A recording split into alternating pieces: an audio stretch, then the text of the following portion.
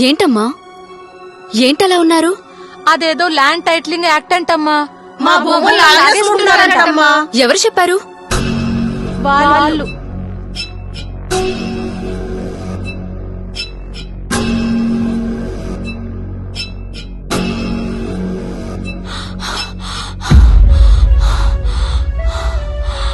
అమ్మా.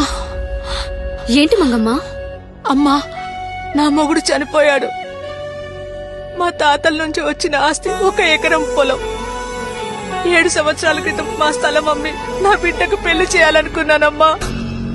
ఆ చంద్రం నాయుడు, ఆ లోకేశం నాయుడు, ఆ కళ్యాణం బాబు రికార్డులు మార్చేసి స్థలాన్ని కబ్జా చేశారమ్మా. 7 సంవత్సరాల నుండి కోర్టు చుట్టూరా తిరుగుతున్నాను. నా బిడ్డ పెళ్లి ఆగిపోయిందమ్మా.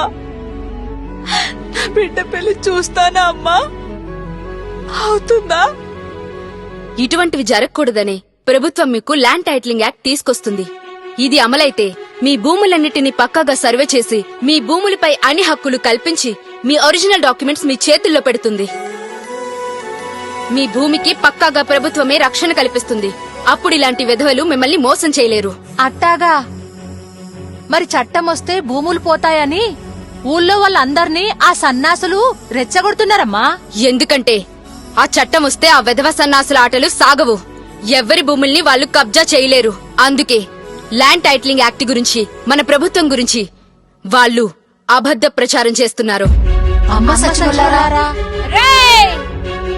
మాలాంటోళ్ల దగ్గర లాగేసుకున్న భూములన్నీ మాకు తిరిగి చేయాల్సి వస్తుందని ఇంత కుట్ర చేస్తారా?